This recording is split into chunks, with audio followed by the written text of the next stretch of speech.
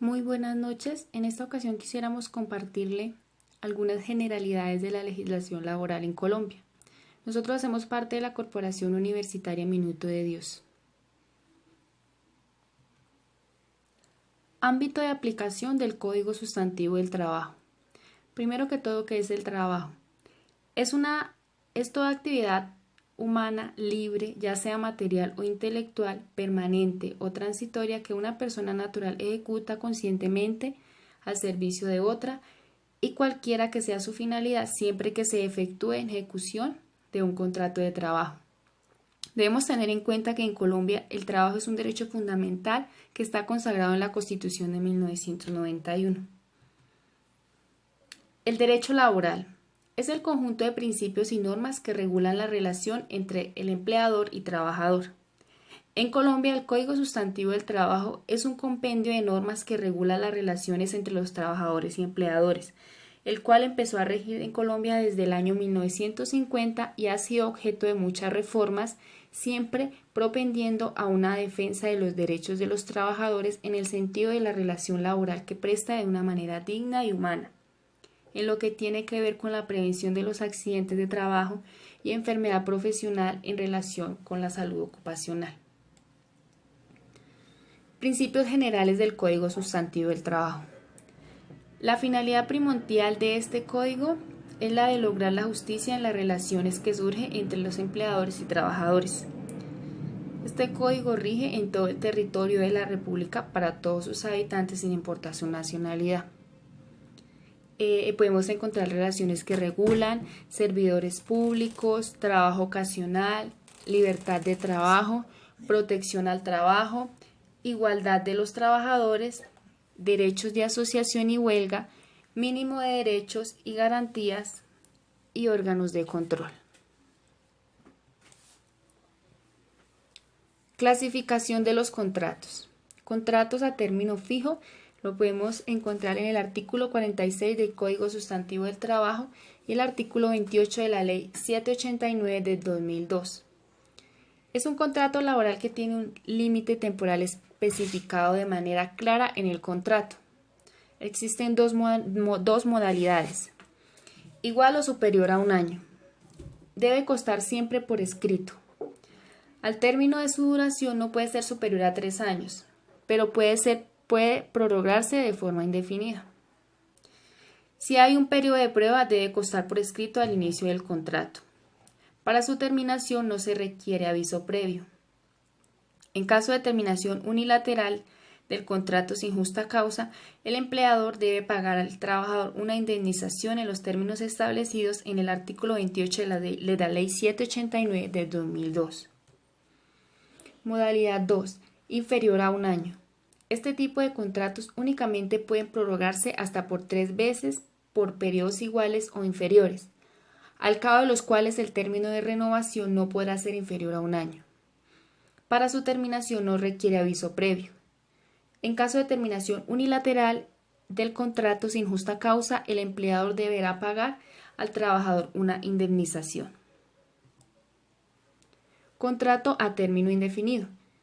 Lo podemos encontrar en el artículo 47 del Código Sustantivo del Trabajo,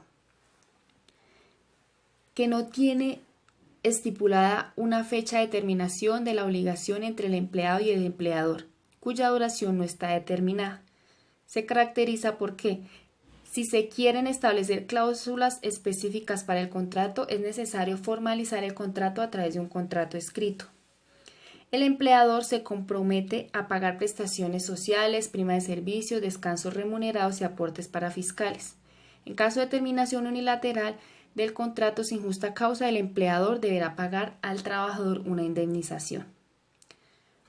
Contrato de obra o labor. El contrato es por una labor específica y termina en el momento que la obra llegue a su fin. Es igual a los términos de beneficios y descuentos a los contratos indefinidos y definidos por ser un contrato laboral. Contrato de aprendizaje. Es una vinculación a una empresa y está enfocada a la formación de practicantes, donde éste recibe herramientas académicas y teóricas y se incluye en el mundo laboral. La remuneración es llamada auxilio de sostenimiento. Vamos a hablar de las prestaciones sociales. Las prestaciones sociales son los dineros o pagos adicionales al salario que el empleador debe reconocer al trabajador por sus servicios prestados. Las prestaciones sociales se deben provisionar cada vez que se liquida la nómina, sea quincenal o mensualmente. Son un reconocimiento al trabajador por su aporte en la generación de los ingresos y utilidades de la empresa. Dentro de ellos tenemos las cesantías, que son el derecho que tiene el trabajador a que se le pague un salario mensual cada año de trabajo o proporcional a la fracción del año trabajado. Se toma como base el último salario mensual devengado por el trabajador, siempre que no haya tenido una variación en los últimos 3 meses. En caso de los salarios cuando son variables, se debe tomar como base el promedio devengado del último año de servicios, y si el contrato es inferior a un año, se debe tomar proporcionalmente. Con respecto a los empleados de servicio doméstico, el salario en especie se debe incluir. Las cesantías se deben provisionar mensual o quincenalmente a una tarifa del 8.33 sobre la base de liquidación. El empleador liquida las cesantías el 31 de diciembre de cada año y las deposita más tardar el 15 de febrero del siguiente año en las cuentas individuales del trabajador en el fondo de cesantías. Estas cuentas son manejadas por las sociedades administradoras de los fondos de cesantías. De no consignarse oportunamente, el empleador deberá pagar un día de salario por cada día de retraso en la consignación o pago de las mismas. Vamos a ver un ejemplo. En el año 2018, un empleado devenga un salario mensual de 1 millón. Tiene un promedio de comisiones de 100.000 y un subsidio de transporte de 88.211 para el 2018. El salario más las comisiones más el subsidio de transporte nos dan el ingreso base de liquidación, que en este caso sería 1.188.211. Para la causación o provisión mensual se toma ese base, se multiplica por el 8.33% y esa será nuestra provisión de cesantías. Para la liquidación anual se toma el salario base de liquidación por los días trabajados y se divide en 360 días. En este caso sería 1.188.211 pesos. Intereses sobre cesantías. El empleador debe pagar a sus empleados intereses sobre las cesantías que tenga acumuladas el 31 de diciembre de cada año, a una tasa del 12% anual y en proporción con el tiempo que se lleve elaborando si este es inferior a un año. Los intereses se deben pagar a más tardar el 31 de enero y se pagan directamente al empleado, es decir, que no se deben consignar en el fondo de cesantías. Continuando con nuestro ejemplo, tendríamos como base salario, comisiones y subsidio de transporte. Sobre nuestro ingreso base de liquidación lo multiplicamos por el 1% y ese valor será nuestra provisión mensual de los intereses. Para la liquidación anual, tomamos las cesantías acumuladas, se multiplica por los días laborados por el 0.12 y eso se divide por 360 y así obtendremos los intereses para cesantías. Para nuestro ejemplo serían 142.585.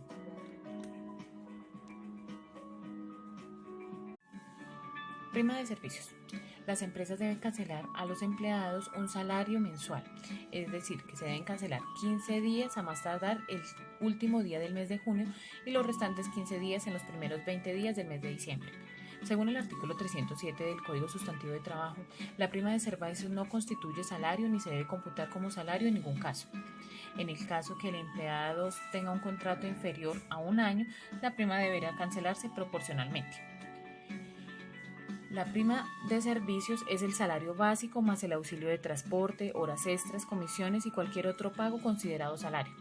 En cuanto al auxilio de transporte, este no es un factor salarial, pero por mandato expreso en el artículo 7 de la Ley Primera de 1963 se considera incorporado el salario para todos los efectos de la liquidación de prestaciones sociales.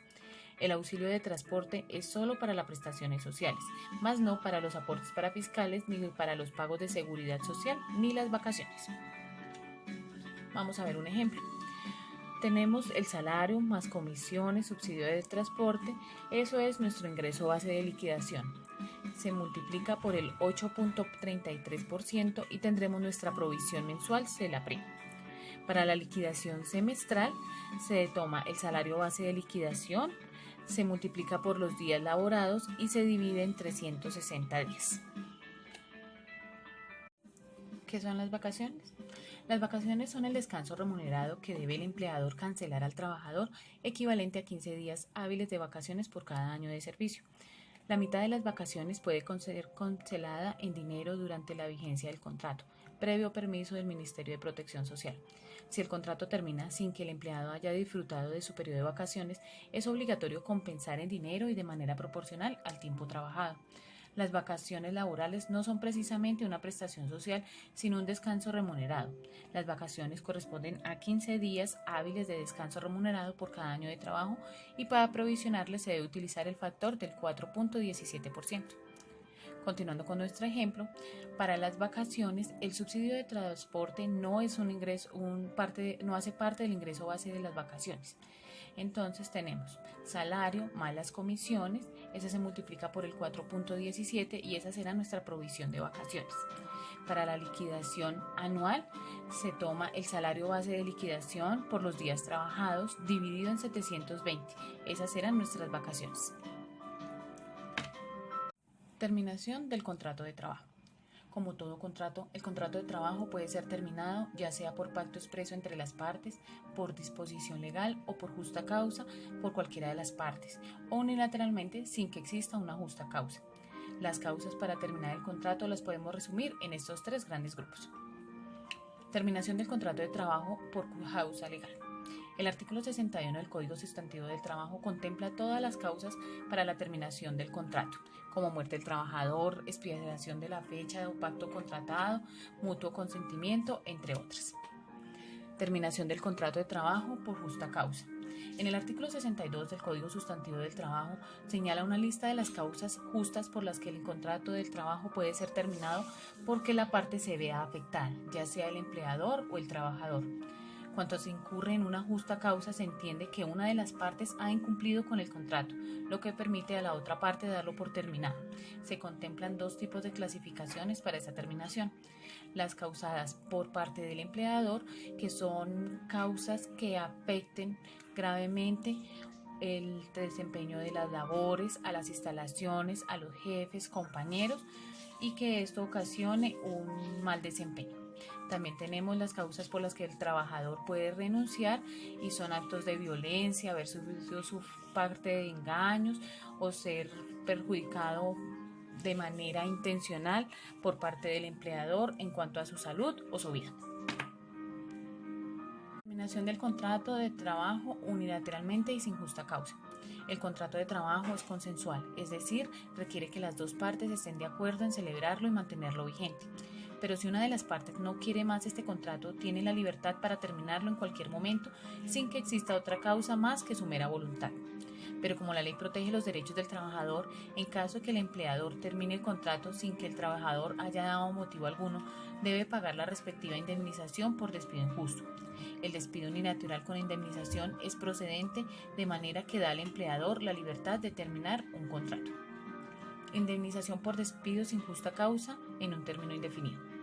Para los trabajadores que con este tipo de contrato devengan un salario inferior a 10 salarios mínimos, se deben cancelar 30 días por el primer año o proporcional si el contrato fuera inferior a un año, y 20 días por los subsiguientes o proporcional al tiempo que haya trabajado.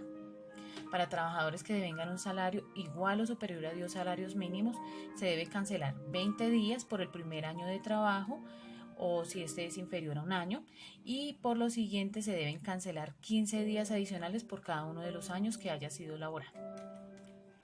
Indemnización por despido sin justa causa en el contrato de trabajo a término fijo. El empleador o empresa que despida a un trabajador sin que exista una justa causa para ello tendrá que pagar al trabajador la indemnización de que trata el artículo 64 del Código Sustantivo del Trabajo, que tratándose de un contrato de trabajo a término fijo se contempla así: el valor de los salarios correspondientes al tiempo que faltare para cumplir el plazo estipulado del contrato o del lapso determinado por la duración de la obra o labor contratada, caso en el cual la indemnización no podrá ser inferior a 15 días. Jornada de trabajo, también conocida como jornada ordinaria, es el horario pactado entre el empleado y el empleador o a falta de convenio según lo establece el artículo 158 del Código Sustantivo del Trabajo. La jornada laboral diaria no puede exceder de 8 horas en la semana, no se pueden laborar más de 48 horas, según lo dispone el artículo 161 del Código Laboral, con excepciones tales como en las labores que sean especialmente insalubres o peligrosas, en las labores ejercidas por adolescentes entre los 15 a 17 años. Trabajarán 6 horas diarias, es decir, 36 horas semanales. En las labores ejercidas por adolescentes mayores de 17 años, trabajarán 8 horas diarias, 48 horas semanales. Se considera jornada diurna al trabajo realizado entre las 6 de la mañana y las 9 de la noche. Hay un recargo que se paga cuando es diurno, festivo o dominical, que corresponde al 75% de la hora laborada. Jornada nocturna. Se considera nocturna entre las 9 de la noche y las 6 de la mañana del siguiente día. Se conoce como recargo nocturno el sobreprecio o recargo que se le paga al trabajador por laborar en horas de la noche, según lo dispone el artículo 168 del Código Sustantivo del Trabajo. Se pagan dos recargos, el que es el recargo nocturno, que es 35% sobre la hora laborada, y el recargo nocturno festivo o dominical, que se pagaría el 35% más el 75% del dominical ordinario, que esto equivaldría entonces al porcentaje de 110% de nocturno festivo dominical. Horas extras. Es el trabajo extra o trabajo suplementario, como también se le conoce. Se refiere a las horas de trabajo adicionales a la jornada laboral ordinaria pactada entre las partes. Cuando se habla de recargo, significa que al valor ordinario de la hora se le suma el recargo respectivo. Ejemplo, si la hora ordinaria vale 20.000, la hora extra diurna valdrá 20.000 más el 25% de esos 20.000. 20.000 por el 1.25, esto es 25.000.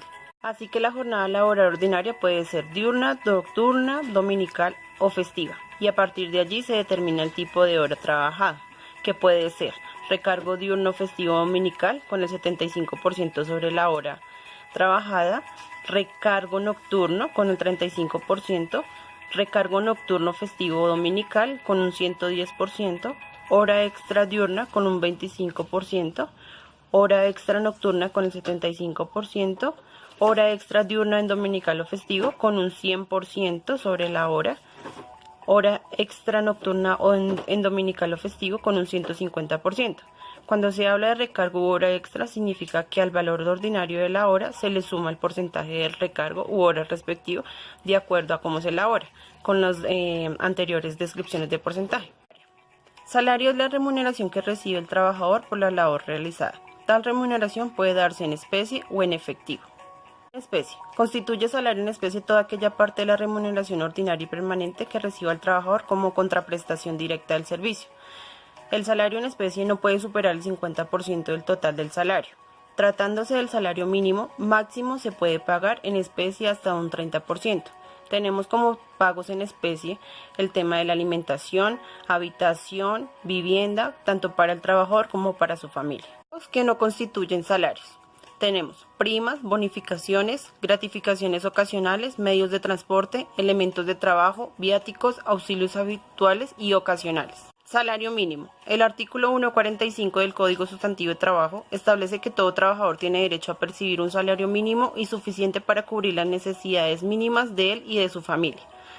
Para este año, el salario mínimo legal vigente quedó en 828.116 con un incremento del 6% al año 2018 y el auxilio de transporte aumentó o incrementó un 10% en comparación con el año 2018, quedando con 97.032 pesos.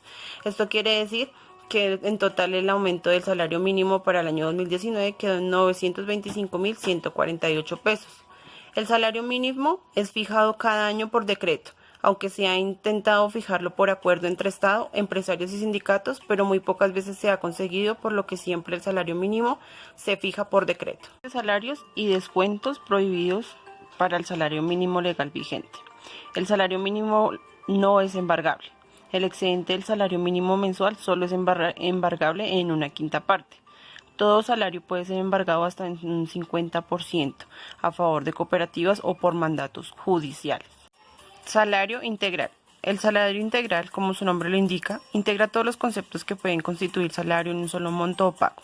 Es una forma de remuneración que incluye prestaciones sociales y recargos nocturno, dominical y festivo, y el trabajo extra.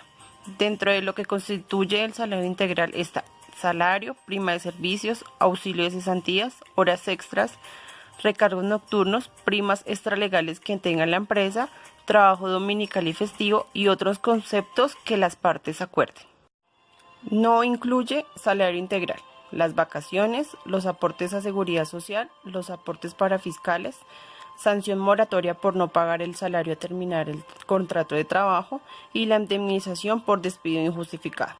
El salario integral estará compuesto de la siguiente forma: factor salarial hasta 10 salarios mínimos, factor prestacional con 3 salarios mínimos, para un total de 13 salarios mínimos. En cuanto al factor prestacional, dice la norma que será el correspondiente a la empresa, pero que no puede ser inferior al 30% del factor salarial.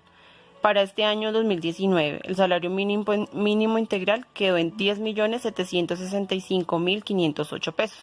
Embargos de salarios y descuentos prohibidos al salario integral. El empleador no puede deducir, retener o compensar suma alguna del salario sin orden suscrita por el trabajador, para cada caso o sin mandamiento judicial. Tampoco se puede efectuar la retención o deducción sin mandamiento judicial. Los descuentos aplicados deben ajustarse a la ley. Bueno, muy buenos días, buenas tardes ya. Como tal vamos a explicar la unidad 7, que es el tema de indemnizaciones laborales, como podemos evidenciar. Entonces, en el término de indemnización por terminación de contrato de trabajo, lo primero que nosotros tenemos que llegar a determinar es saber qué tipo de contrato se tenía para ver si se llega al pago de la indemnización y por qué fue el monto del despido o por qué causal se generó el despido en este momento. Como tal, ¿quién tiene derecho a una indemnización de trabajo? Según la legislación laboral colombiana, cuando un trabajador tiene un contrato a término indefinido y es despedido sin justa causa, tiene derecho a una indemnización de perjuicios a cargo de la parte responsable o el empleador. Esta indemnización comprende el lucro de cesantías, de cesante y de daño emergente como tal, dado el caso del despido. Hay que tener en cuenta que para la indemnización depende de la clase de contrato laboral, como habíamos indicado, es decir, si es a término fijo o indefinido. Se pagará el salario devengado y el tiempo de servicio que se haya prestado. Dependiendo del salario que devengue, se verifica si tenía más de un año de servicio o si tenía menos de un año, para así de esta manera proceder con la liquidación e indemnización si corresponde la persona. Si corresponde, si fue despedida sin justa causa como tal. Según el artículo 64 del Código Sustantivo del Trabajo, se debe pagar indemnización, ya que es un despido sin justa causa como tal. Si el despedido es con una causa justificada, no se procede al pago de dicha indemnización como tal. ¿Cuánto y qué tiempo se pagará por indemnización? Para trabajadores que devenguen un salario inferior a 10 salarios mínimos mensuales legales, se realizará el pago de esta indemnización. Se pagarán 30 días de salario cuando el trabajador tuviere un tiempo de servicio no mayor de un año de prestar los servicios para los que fue contratado en la compañía. Si el trabajador tuviera más de un año de servicio continuo, se le pagarán días básicos, según lo indicado anteriormente. Se le pagarán los 30 días por cada uno de los años de servicio subsiguientes. O sea, si el empleador o la persona empleada completó un año o lleva más de un año, a este se le pagarán 20 días adicionales por cada año adicional prestado.